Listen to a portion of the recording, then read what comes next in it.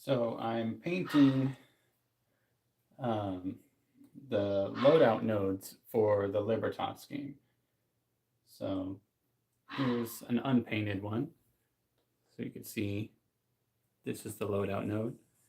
And I'm painting them starting with a neon blue on the inset there so that it matches the actual little gem that sits on top.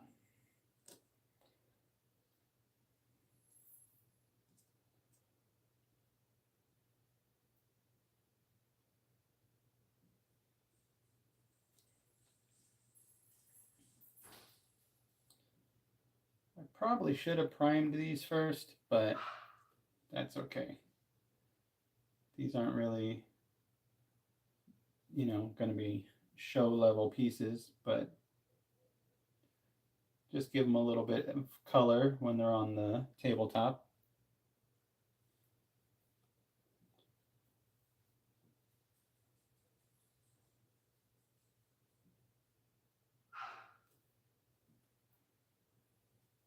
Thank you.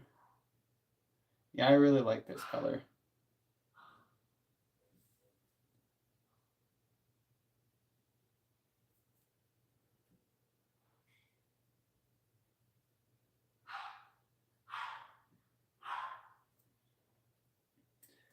I kind of designed these models with my painting skill level in mind.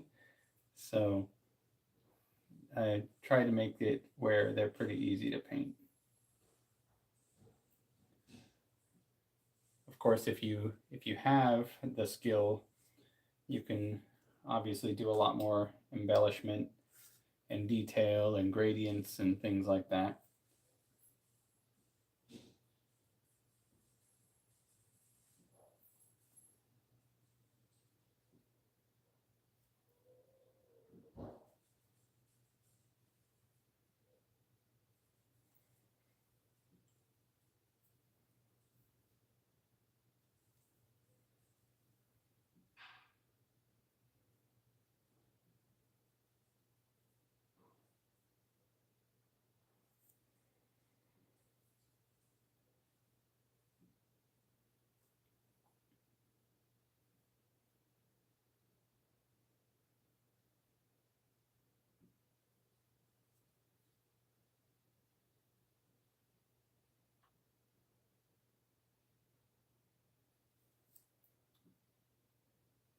But yeah, these models have a nice sort of recessed area.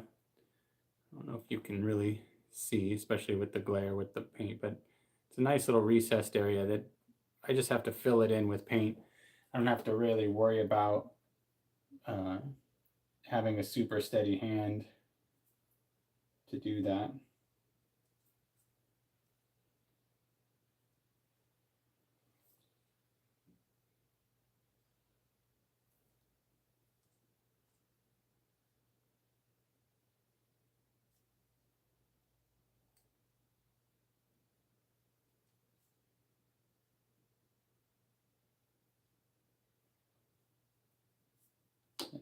another thing I designed to assist with painting are these little magnetic sticks.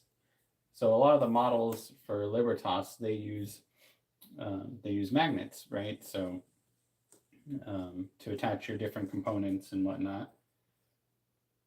So like here's a crux here, and you can see there's magnets in those spots there. And then say you pick up a weapon, you can just attach it directly in that slot. And that also helps when it comes to painting because I can have these magnetic sticks that I designed specifically to hold the models while I'm painting, and that way I don't have to be touching them with my hands all over the place. I also designed these little smaller grips. Oh, that one doesn't have. So I also designed these smaller grips so you can hold a lot closer, have a little bit more control over the model as you're painting. And these also help if you're priming, you can place them in all of the slots, and that prevents the paint from getting into where the magnets go, because these are designed to fit pretty snugly. Like all of the components, like the weapons, they just all fit right in there. And if you fill that in with paint, then it's not, it might get a little too tight. Of course, if it over time, just by taking parts out and putting them back in repeatedly, and it starts to wear the plastic of the model and gets a little loose and wobbly, you can always add a layer of paint or glue in there to tighten it back up.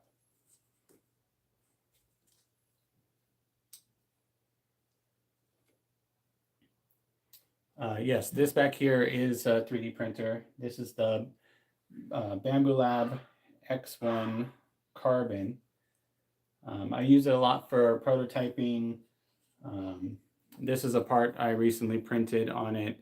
This is the repair station for the Libertas game. And this model, the model I have for this, is actually free to download. If anybody wants to use that for their own miniatures games or in preparation for when Libertas comes out, you can download a lot of the terrain models for free. That's the repair station. Here's the shield generator, and this is also for free. There's a link in the description for anybody who wants to access the terrain models that I've released so far. So I have these two terrain models, and then I also have some different style little barricades and things like that are all free to download. If you have a 3D printer or you know somebody who does, or you can send them to a company that offers 3D printing services, and that way you can make them at home and you save yourself a little bit of money because you won't have to buy them for the game or for whatever miniatures game you play.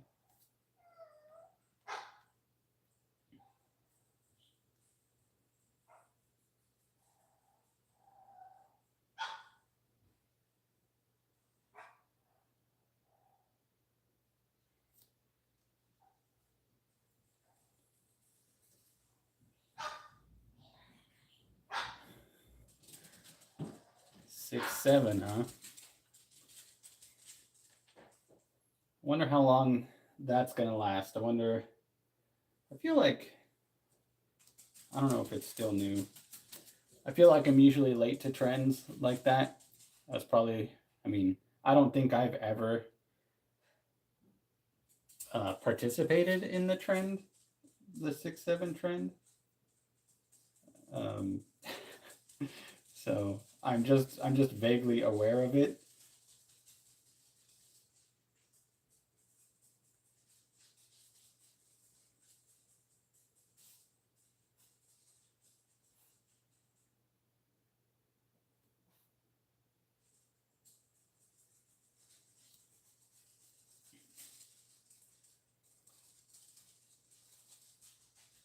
So yeah, for anyone watching, I'm mostly just painting. I might be quiet at times where I need to kind of focus and steady my hand, try to steady my hand a little bit. I have, I guess it's called essential tremors, so it's not that big a deal.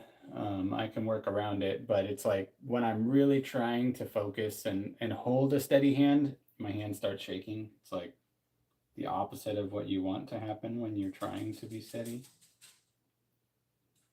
But as I mentioned earlier, I kind of took that into consideration when I designed these models. I thought, well, if I'm going to be painting these, how do I make it easier on myself? And so I've included elements to the designs to make them simple to paint.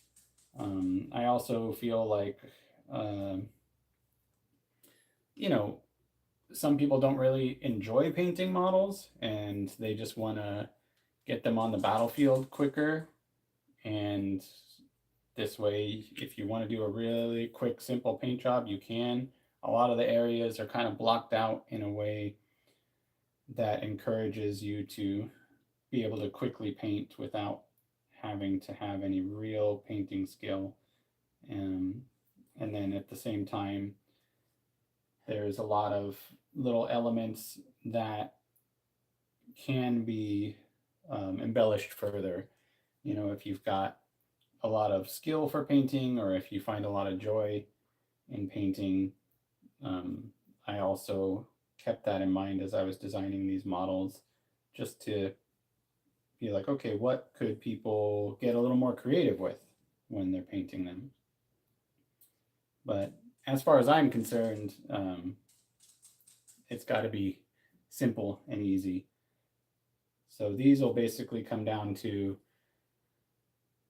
just 3 solid colors that I'll be putting on. No gradients or anything like that. I'm putting the blue in the little insets there, which is to match the gem that goes on top. It's pretty close, I think.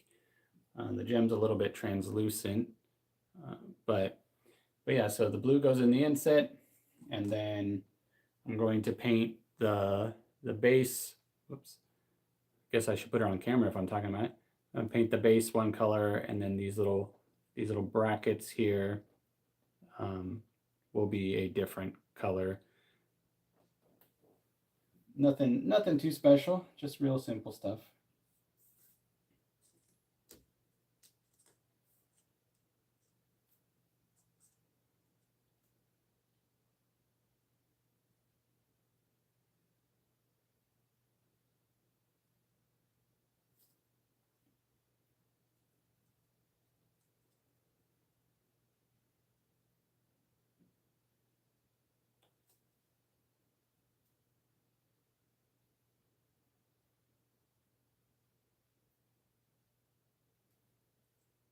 But if you watch most of my videos I've made about the game, I've just been using unpainted models during playtesting and all the filming for explaining the rules and different things like that. I've been using unpainted models, and I figure it's about time to throw some color on these things and make them look a little bit prettier for the tabletop.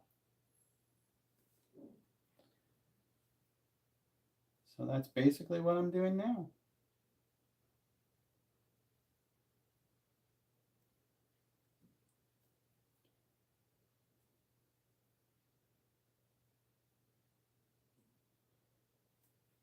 And today I have a painting buddy. She's kind of taking a nap a little bit, but I'll introduce her. Oh, this is Isabel. And she's one of our 10 dogs that we have here at Good Dog Retirement Home. I know I mentioned this in other videos and in previous live stream, but might as well again for anybody who's not aware. Well, thank you. My wife and I, we run a dog rescue called Good Dog Retirement Home. And as I just mentioned, we have 10 dogs. Most of them are elderly. We do have some that are younger, but pretty much the dogs that we take in are either elderly or just have pretty severe medical issues. We do have one that we got as a puppy. That's not helping me paint. We do have one that we got as a puppy, and he was born with malformed kidneys, and he's now 2 years old, or I can't remember if he's almost or just passed. Oh, here he is. My wife brought him in to see. Yeah, so that's Nickel Fritz, and he is a wild one. You would not know that because he was not given a good prognosis. His kidneys are so malformed that they said he probably wouldn't last a year. And now he's 2. And he acts as if nothing's wrong. But yeah, the whole idea for our shelter is that it's for dogs that don't have long left. Either they've already lived a long life, or they don't have a long life due to medical conditions. And our goal is just to make what time they have as comfortable, pleasant, and full of love as possible. And all of our dogs are small dogs, so they little Isabel here is one of our smaller ones. We have a few her size, and then you saw Snickle Fritz is a little bit bigger, but he's still on the small side as far as dogs go. We don't have any big dogs, mostly because we don't really have the facility for it for larger dogs. Our our goal and our hope is to continue to grow Good Dog Retirement Home so that we can eventually take on bigger dogs too, and have enough space for them to be able to really roam around. But small dogs are easy, small yard, and they spend most of their time indoors, and they just go out whenever they need and whenever they want some fresh air, or um, to relieve themselves, things like that. If they can make it that far.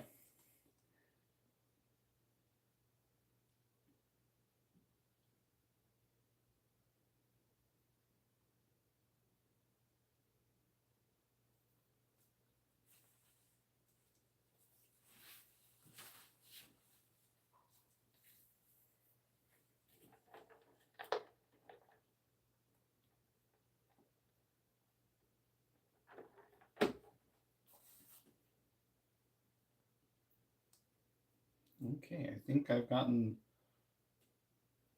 got all the blue on these. So we're going to change it up here.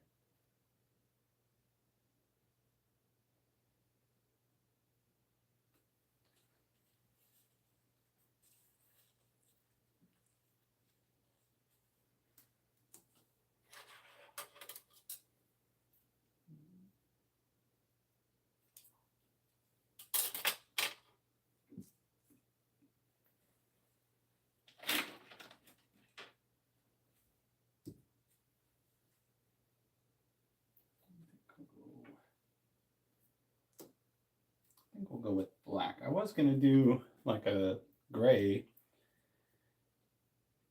probably look very close to the color that it is, but I think I want to go black for higher contrast around the blue. Look out, Izzy.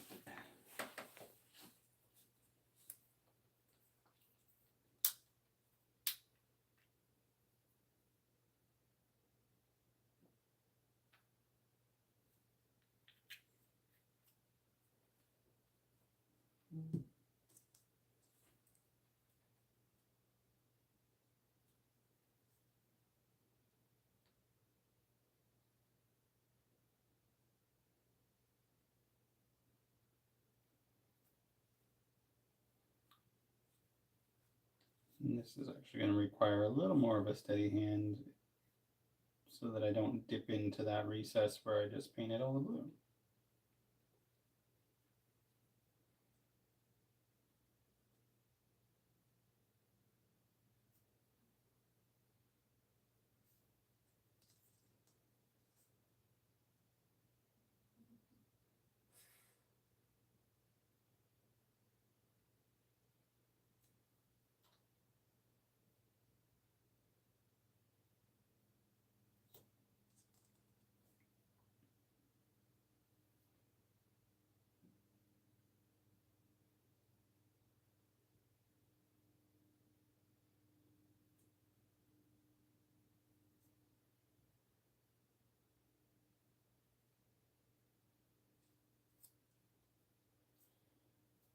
And like I mentioned, I think I I definitely should have primed these first, but I was like, it's fine.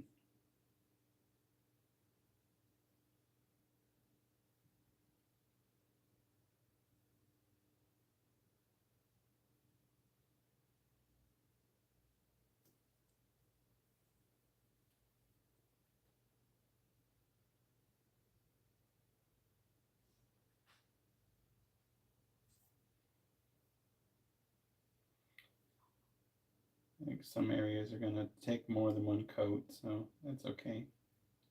No big deal.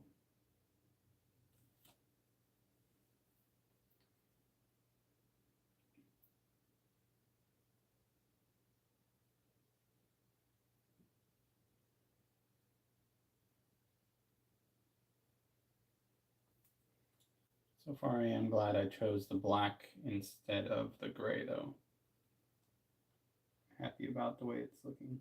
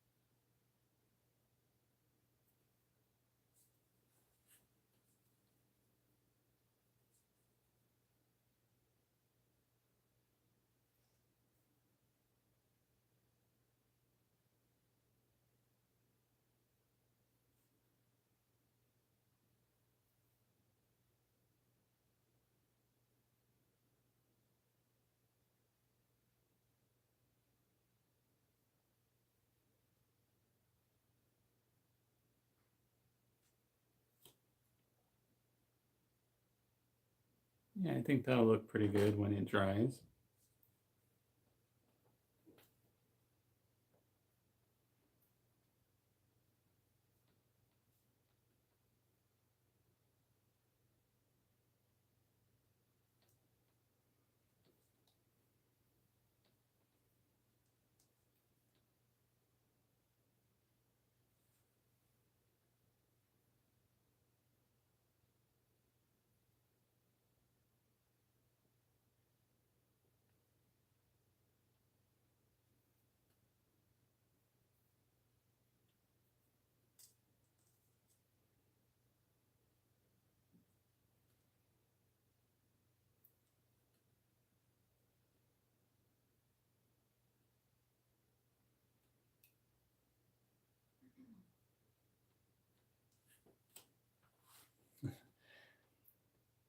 Hello. Yeah, you get to watch me paint, kinda. If you could even see that well.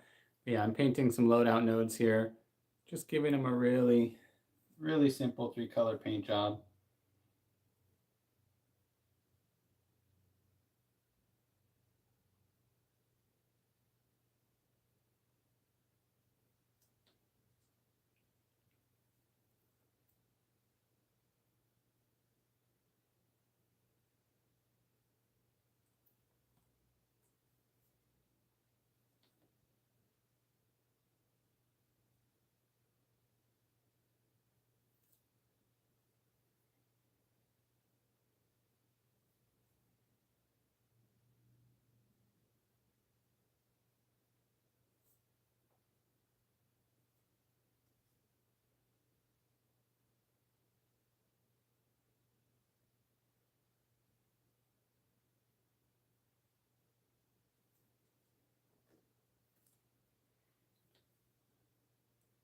I basically got tired of filming videos with just gray models, so even though the painting part is definitely not my favorite part of miniature gaming, uh, I would still rather have painted models than unpainted models. So here I am.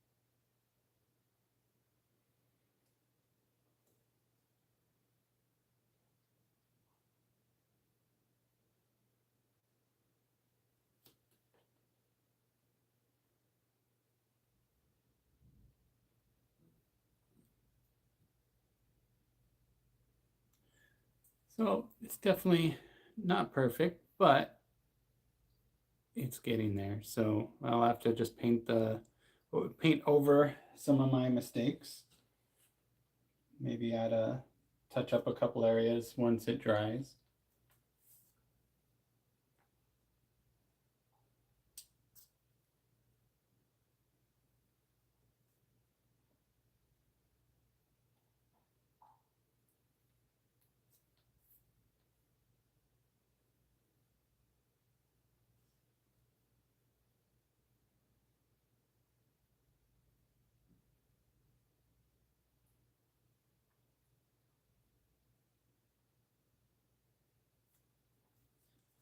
I'm not sure how long I'll live stream.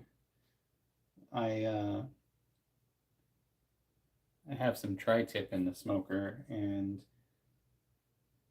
I think it's still got a couple hours left, maybe. But I never know. Towards the end, it usually takes longer to get it up to that magic temperature. But sometimes it's just suddenly there. At the very least, I'll probably have to get up and check on it at some point.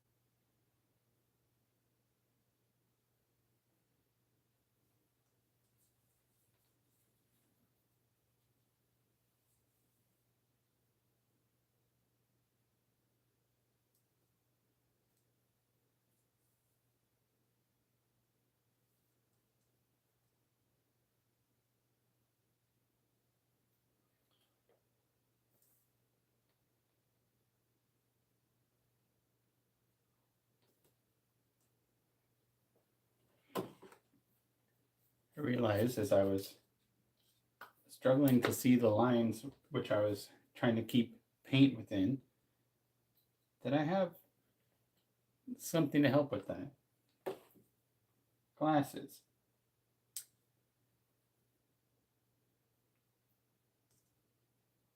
That's better.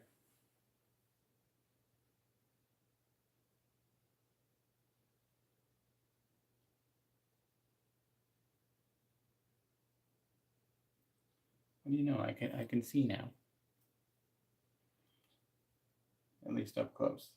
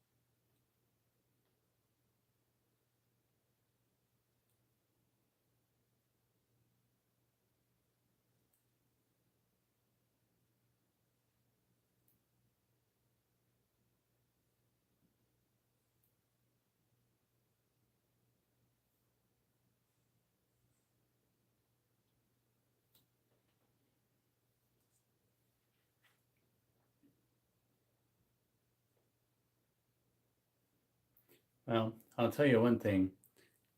It's a good thing I'm a lot better at editing photos than I am painting these models, because that skill is going to come in handy.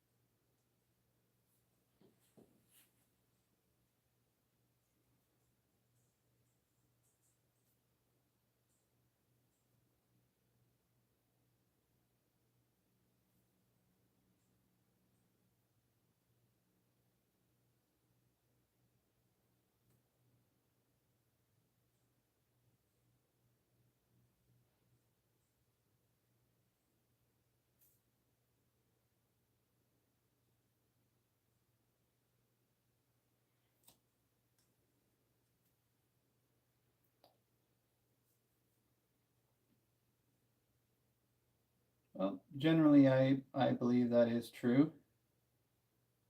Um, Unfortunately, in my case, when it comes to the fine motor skills required for this, it's not a matter of practice at this point. As a matter of fact, the longer I paint in a single session, the more difficult it becomes. There's kind of a sweet spot though. Like when I first sit down to start painting, everything's really rough. I'm really shaky, and then I kind of get warmed up, and it's a little better, a little easier, and I have a little more control over the brush. And then fatigue eventually starts to set in, and all the control that I have starts to dwindle, and that's kind of where I'm at already with these.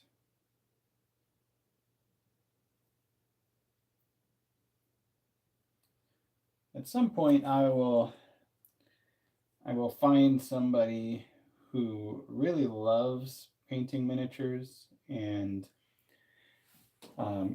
is really good at it, finds a lot of joy doing it, who would be happy to apply their skills to some of my miniatures for use on video and photographs and things like that, because I think it's important to recognize areas where you don't have the strongest skills, and find somebody who does, because that makes a lot more sense.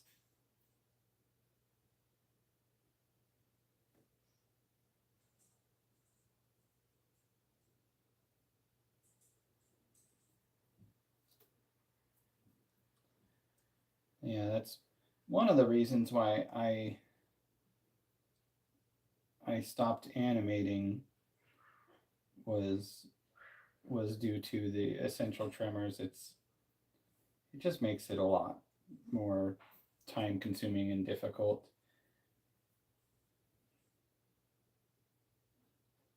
And it's not that I can't animate despite that. I mean, I did for a long time, and even especially now, there's a lot of technology that really helps, like, kind of assist you in drawing very smooth lines and shapes and things like that.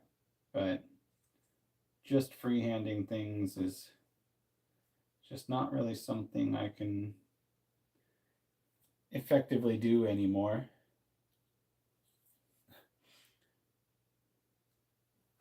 What's up, Dad?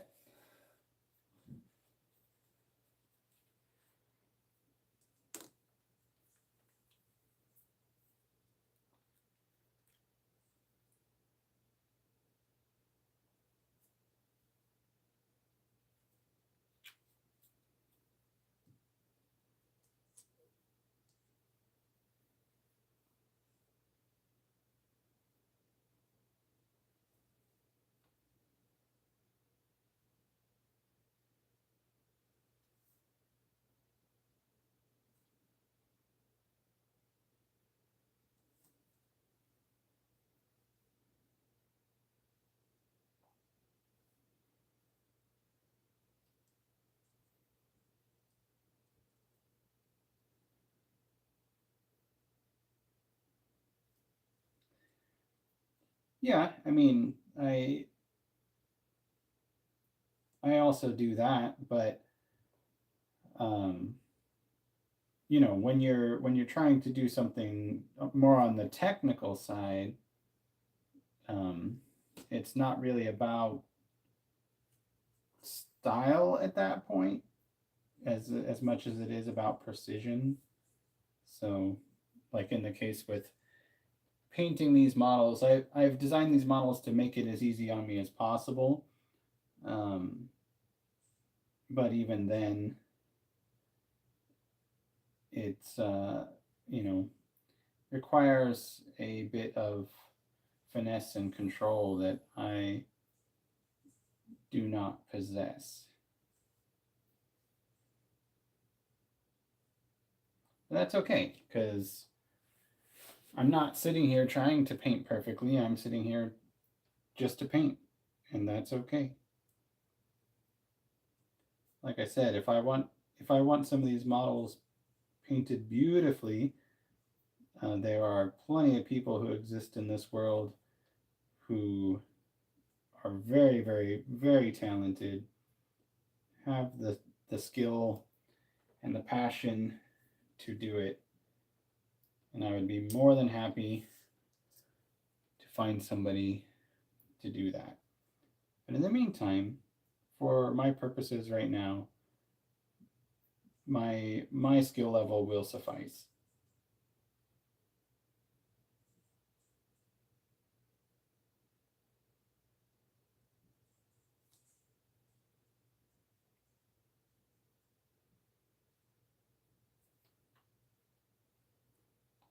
And the splatter paint looks cool.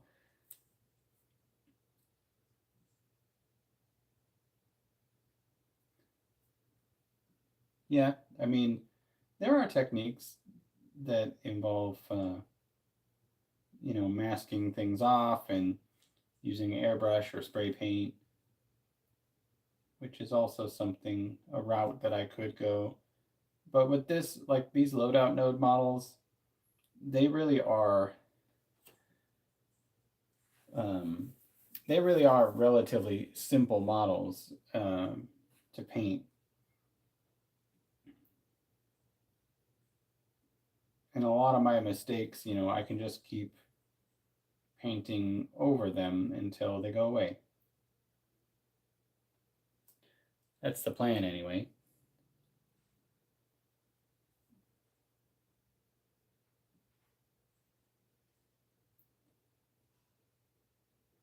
I mean, part of the reason why I've been so hesitant to paint any of my models,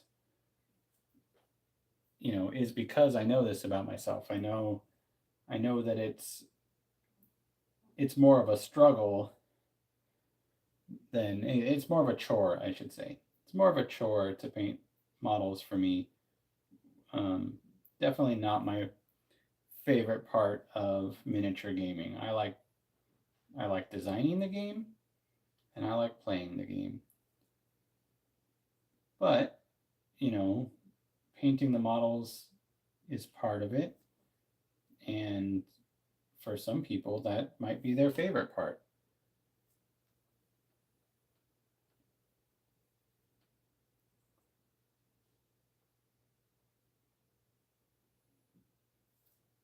It's just not my favorite part.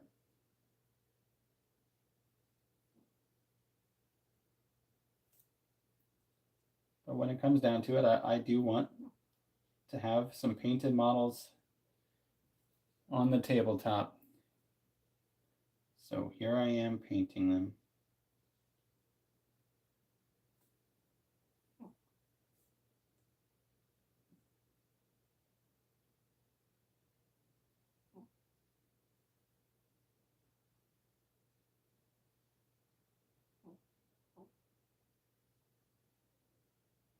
Probably can't hear her through the microphone, but Isabel is snoring right now very lightly.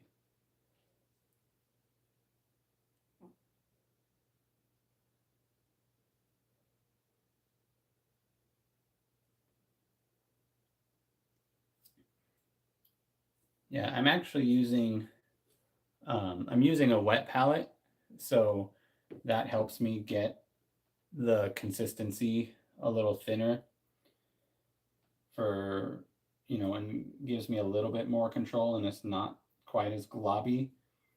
And then, yeah, wherever it's a little thin, I'll just hit it with a second coat.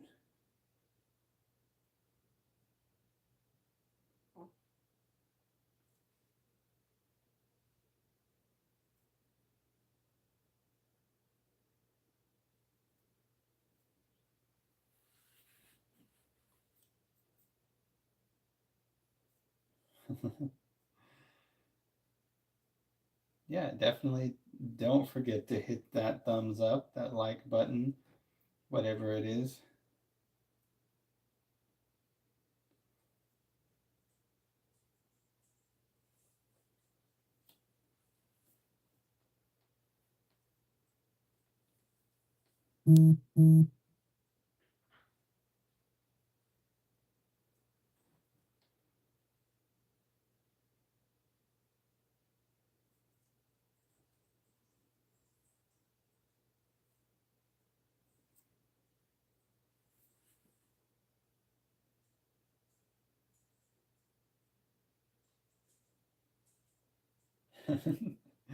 See, there you go. Exactly.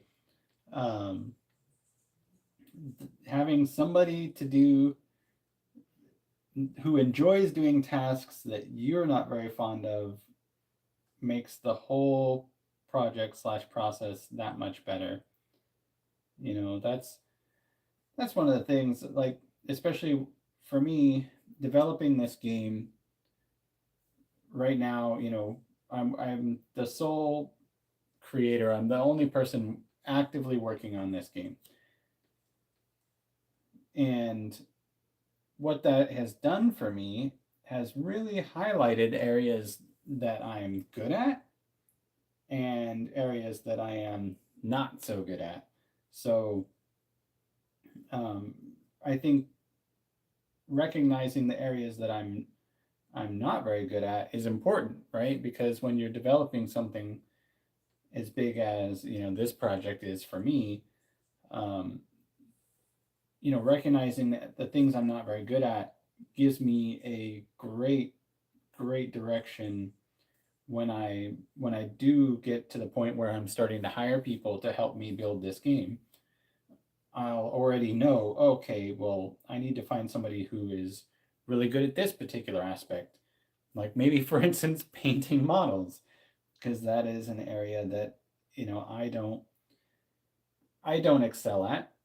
And so having somebody who has that skill will be of great benefit to me, especially if they enjoy doing it, then it'll be a great benefit to them to do something they enjoy.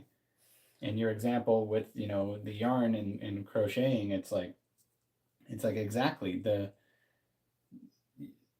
you I mean, probably a lot of people do not like untangling the yarn, but there are people who do. And you know doing having somebody perform that task for you helps out a lot. All right, I'm finally done with the black, and I will show off my amazing, spectacular skills so far. It's still a little wet. Maybe I'll grab one that's had a little more time to dry. I don't know if this. Yeah, this one's almost dry. Not quite.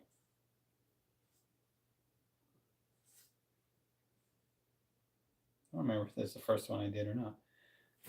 But it's a little more dry. If my camera will focus on it, I don't know.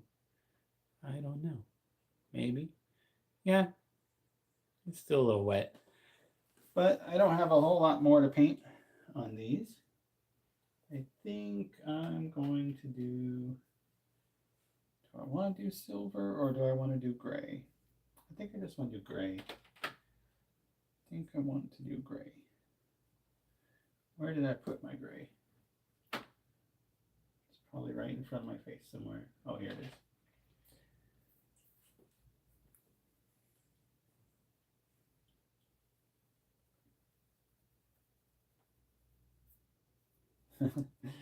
yeah, it definitely comes in handy to have the little tool.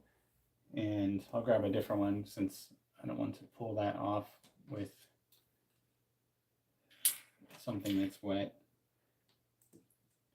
For anyone who was not here earlier, I was showing these off a little bit, but yeah. So you can see the model has magnets inset into these different areas, and this little stick is magnetic, and that way I can use that. And while I'm painting, and I don't have to be touching the model. I also have these that snap in there, and that way I can hold it, you know, a lot closer, have a little more control over what I'm doing.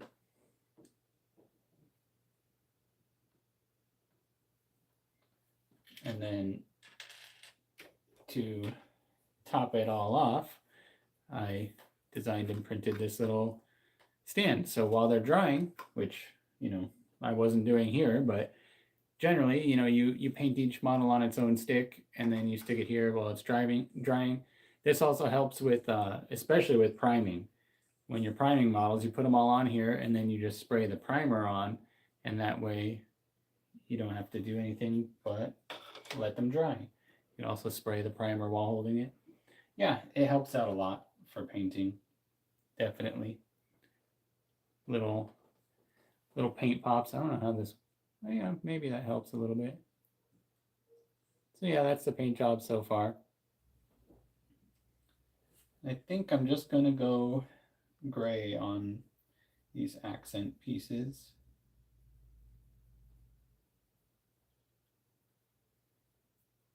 But before I do the gray, I'm gonna take a quick break and go check on my tri-tip I have in my smoker. Sorry, Izzy, I gotta put you down. Say see you later. We'll be right back.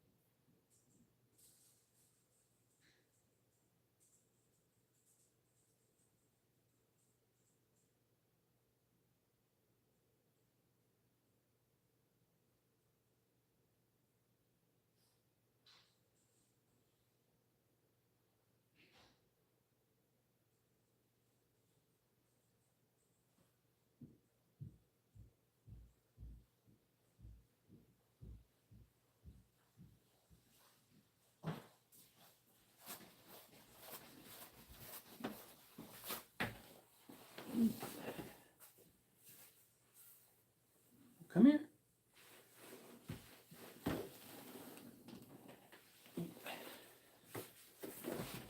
All right, we're back.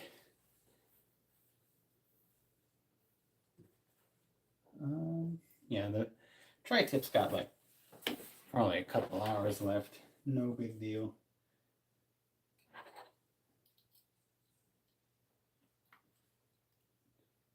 All right. Oh, sorry, Izzy. At least it didn't bonk you on the head. Just my hand a little bit.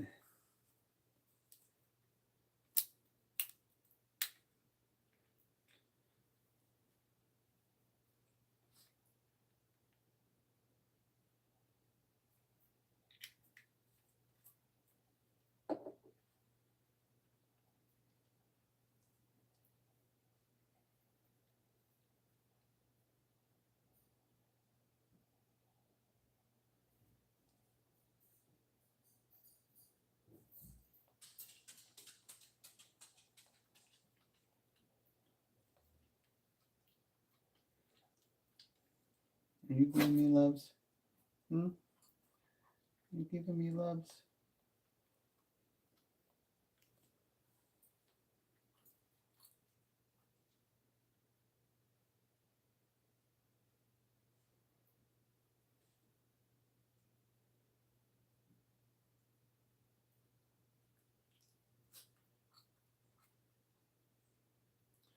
I think I'm going to use a smaller brush. It's a little big for this small piece.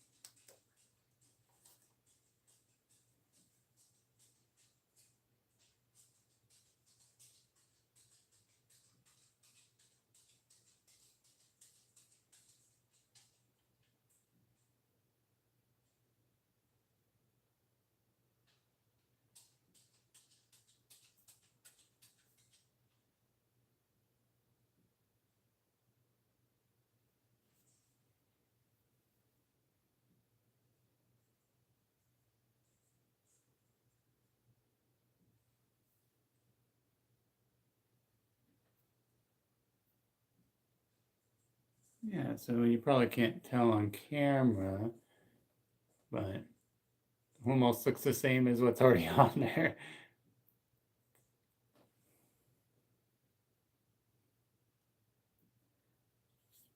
But that's okay.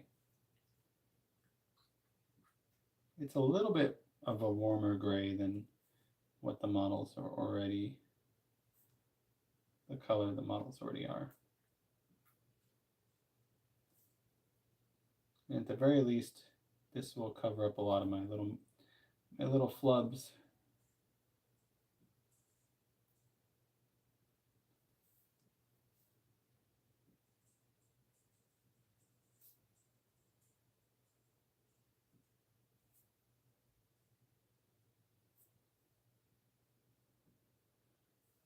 So these are they're loadout nodes.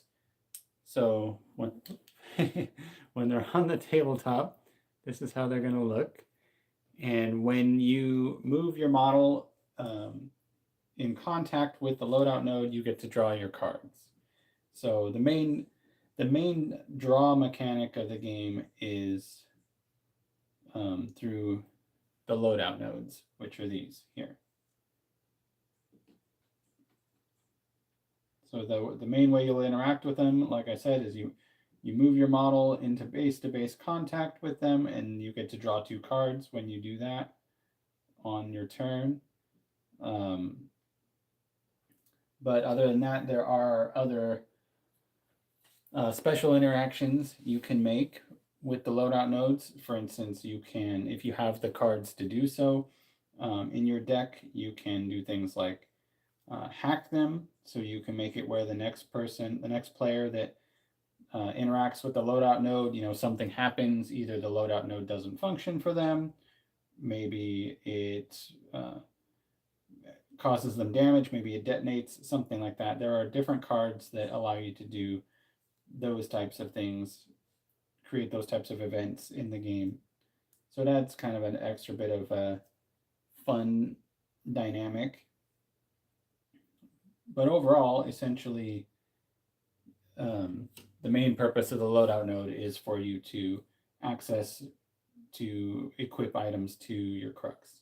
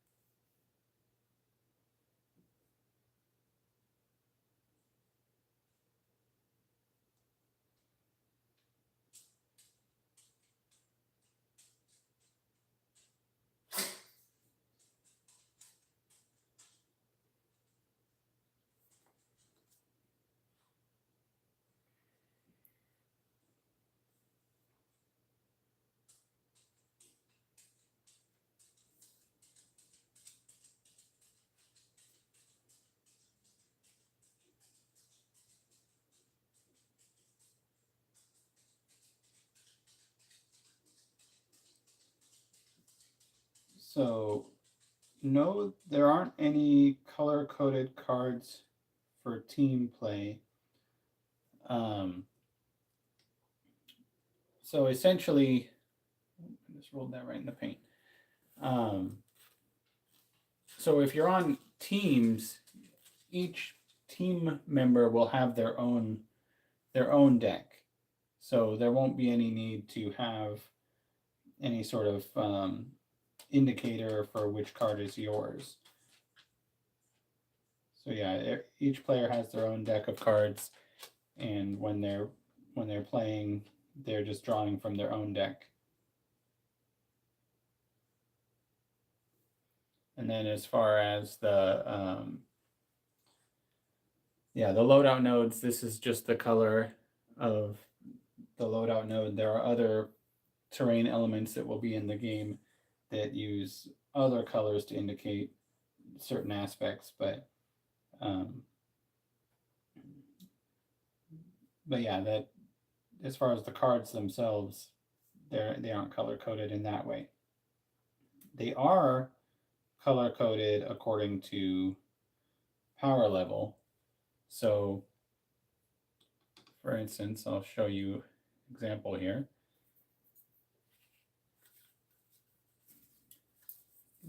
Where did I put them at?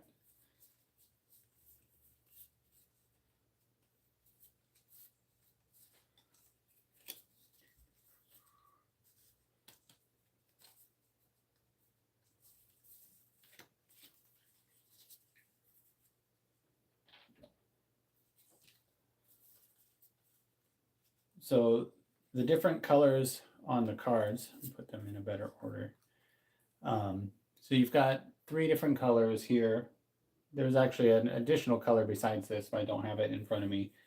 But these ones indicate the power level. So you have green, which is your basic power level. The blue is more powerful, and then the gold is essentially the most powerful that is available in the game.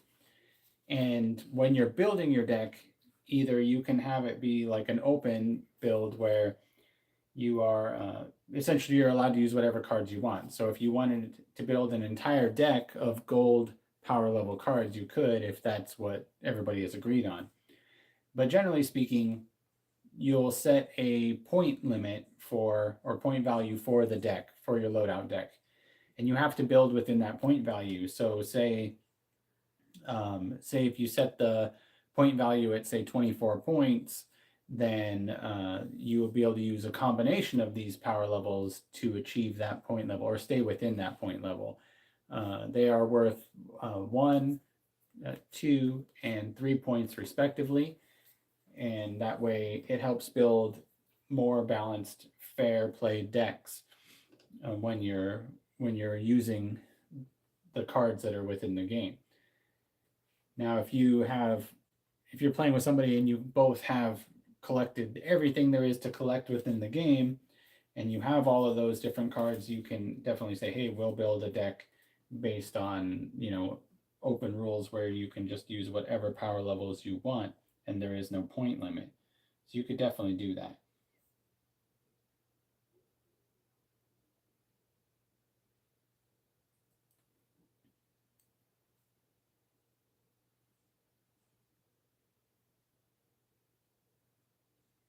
When you first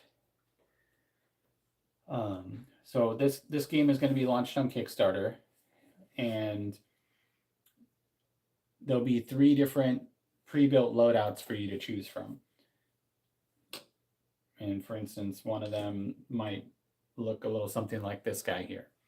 So this would represent like a pre-built loadout. He's fully decked out with everything he needs. He's got primary weapons, auxiliary weapons, a module, a platform, and of course the crux. And this is another example of what a pre-built loadout might be. He would have an additional, auxiliary weapon probably included in the loadout deck. Now, along with the main components, which are physically represented on the models, there are, there are other cards, playable cards in the game. So there's spark cards like these here, which do different things in the game. This one gives you a bonus action point. This one makes an attack on a certain area within the arena. And you can see these are color coded too. These are the mid-tier power level cards.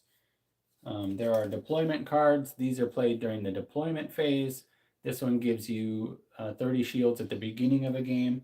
So that's really not really included directly in your loadout deck, as far as it's not going to be something you draw from throughout the game. Deployment cards are played at the very beginning, assuming that you guys are using deployment cards.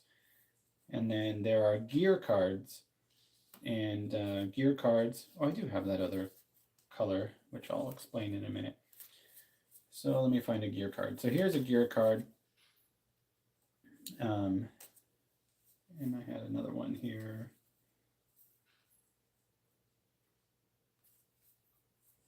Where did it go? Oh,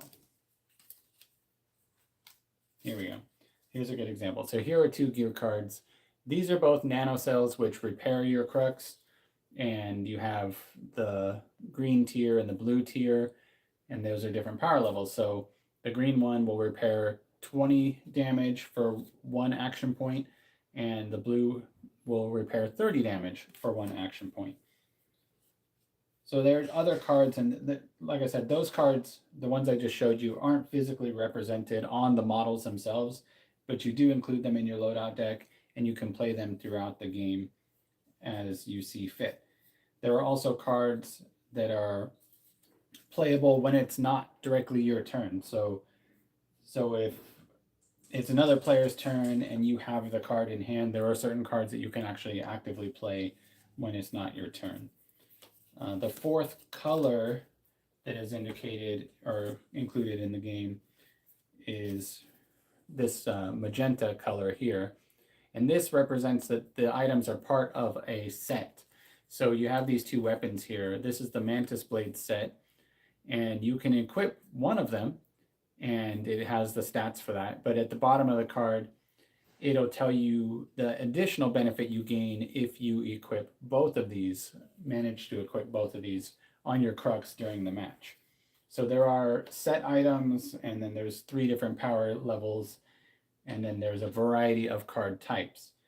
I actually have a video that explains all the different card types really thoroughly on my YouTube channel. So I think it's called Libertas Card Types Explained, I think. So yeah, that is available for people to watch if you want to find out, if you want to learn more about the different card types in the games. They are all explained in that video.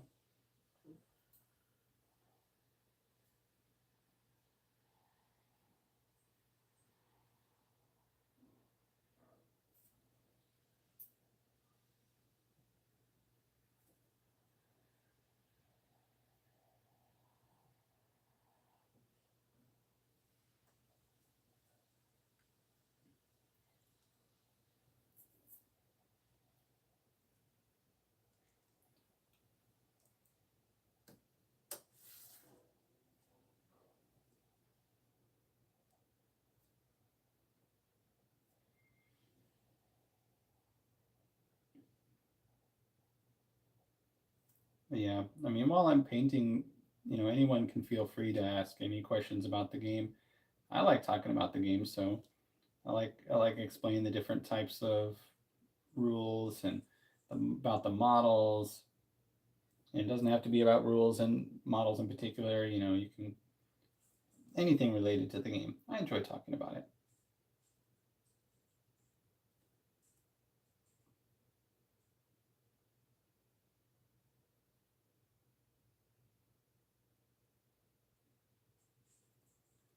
I've also spent a lot of time developing the backstory and the lore for the game.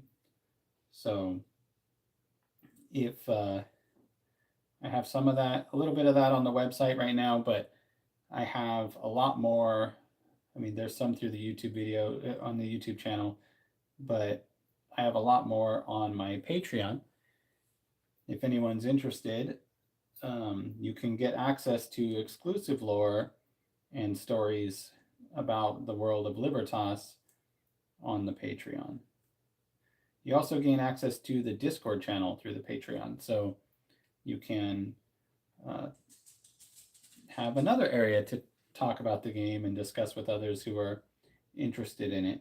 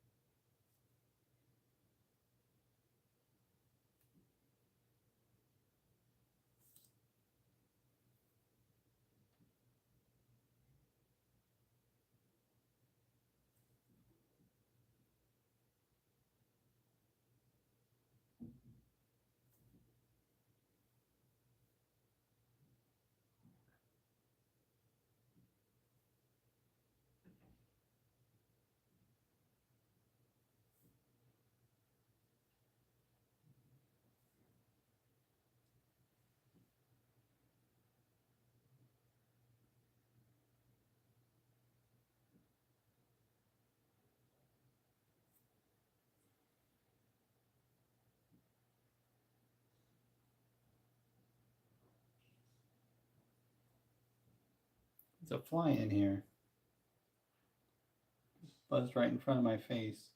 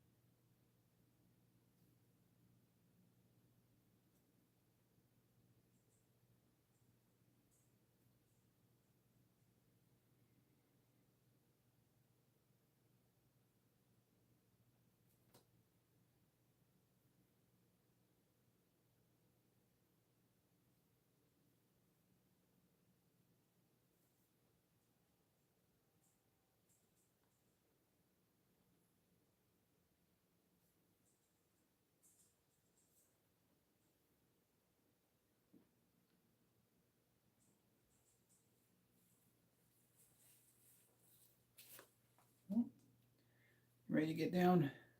Okay, there you go.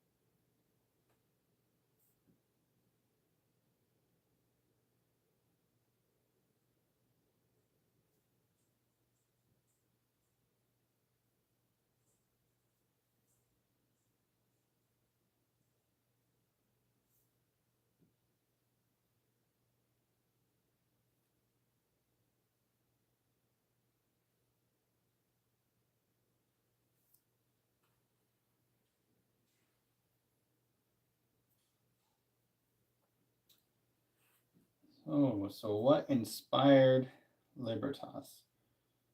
Um, well, kind of a lot of things.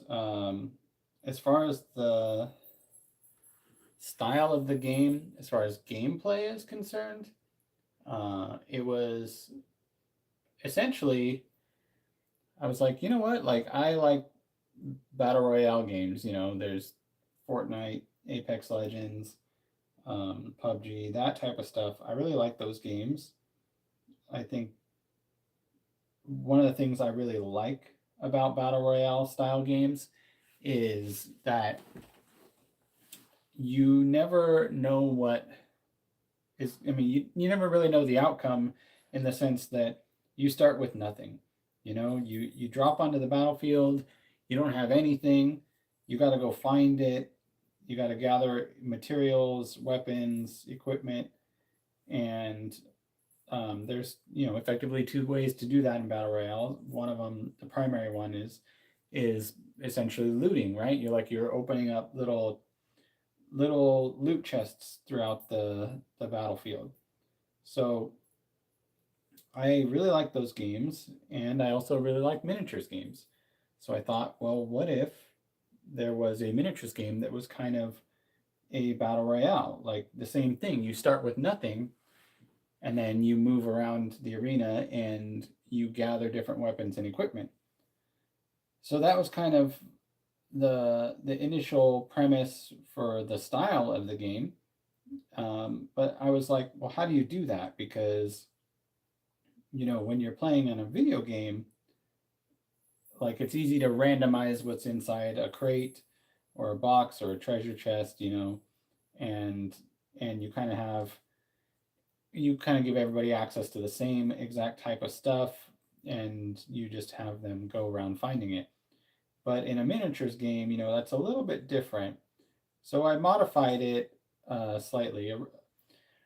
Originally, there was going to be a one deck of cards that everybody drew from throughout the game, but I ultimately didn't like that very much, um, because it took away some of my favorite aspects of miniature gaming, which is kind of the pre-game strategizing.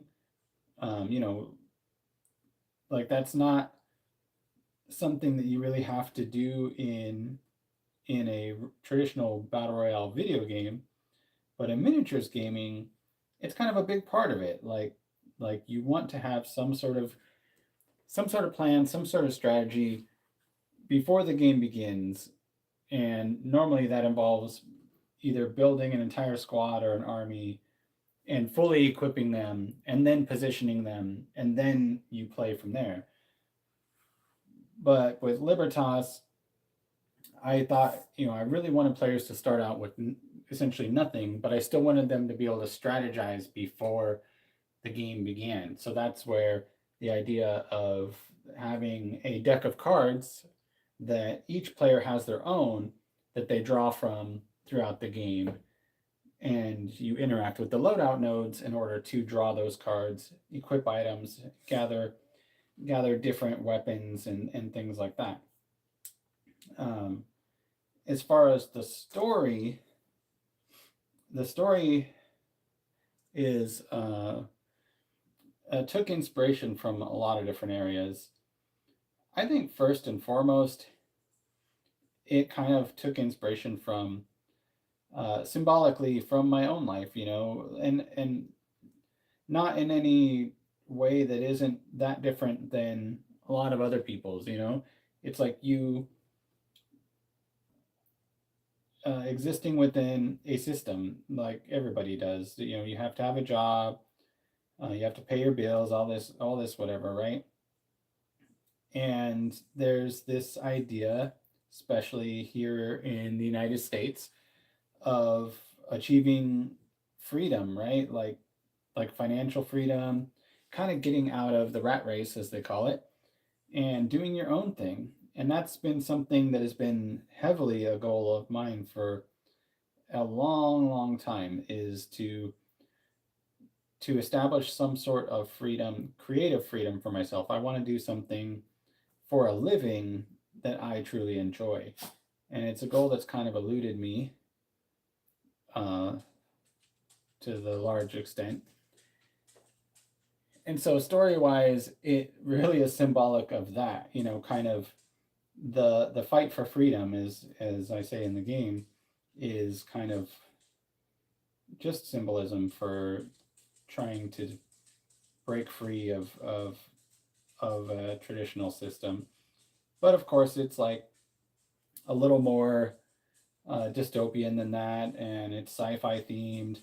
And so there's also, I drew inspiration from, The Matrix. I drew inspiration from Ready Player One. I drew inspiration from Tron. Just kind of blending a lot of these vibes and elements together to create what became Libertas. And it's a little bit of there's some elements that are a little bit of a retro, almost like that Tron aesthetic. Blade Runner is another one. A little bit of cyberpunk, but a little more of the kind of neon sort of aesthetic that was really popular in like the 80s. That's more where it's at. And it's also what I call, Libertas is what I call instead of a post-apocalyptic scenario where, obviously an apocalyptic tragedy or event has taken place, and this is the world after. In Libertas, I call it a post-utopian. So as a society, in the world of Libertas, as a society, we actually achieved essentially a real utopia, like as close as humanity can get. The world achieved it in Libertas. Unfortunately, due to some people's greed and corruption and that sort of thing, which always seems to sneak its way back in, that kind of was destroyed. And now you're living in a world that is after the fact.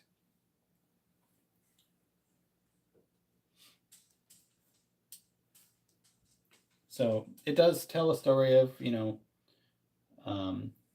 oppression and sort of that sort of trope, but what I feel it does in a unique way.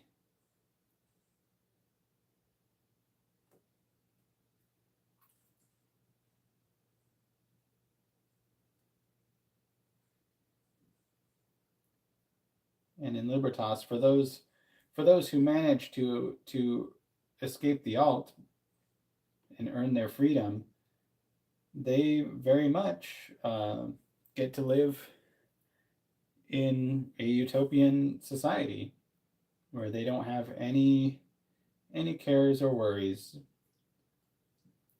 there's not really disease anymore. There's there's no shortage of food. You don't have to work a job, do any of that stuff. The problem is you have to fight in arena combat to get there.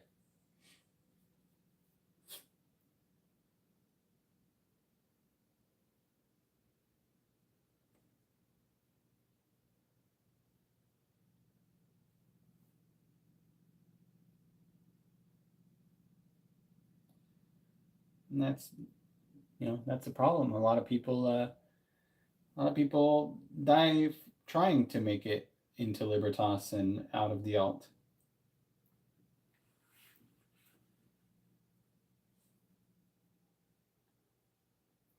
So there's definitely high stakes in the game.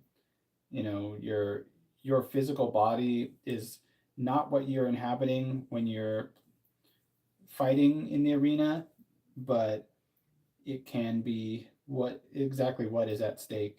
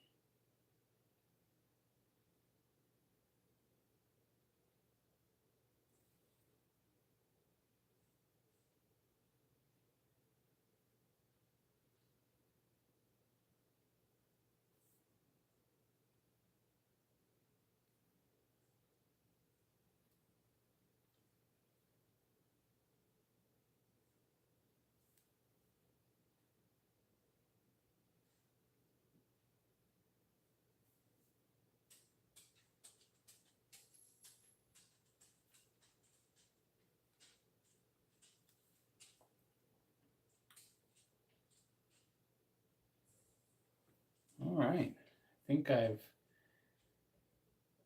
pretty much finished these loadout nodes. There's one little part left to paint, but I'm at a good stopping point and I haven't decided what color I'm going to use on those.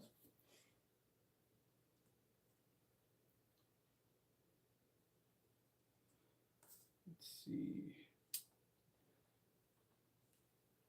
So yeah, this is, well, camera really doesn't want to focus on it. So there's a loadout node there. This one's pretty much dry enough to handle.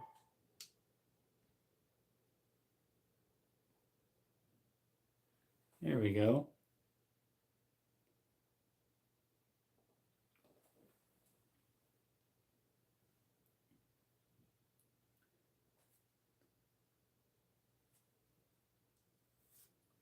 All right, so I'm gonna go ahead and wrap this up. I had a lot of fun painting and just wanted to remind everybody of a couple things before I go. There is the Patreon if you want to gain access to the Discord channel and to exclusive lore. The link is in the description. I also have designed models for the terrain for Libertas, which you can use not only in Libertas, but in other miniatures games. These are free to download, and you can do that also through a link in the description. So I'm going to be adding more. I think there's 5 or 6 different models right now. There's some different barricades. There's the shield generator, the repair station. These are all models that you can download, print, or have printed. They can be printed in with either FDM or resin printers if you choose. And I'll be adding more models to the free download soon. Other than that, check out playlibertas.com. Make sure you subscribe to the channel, and I'll catch you guys later.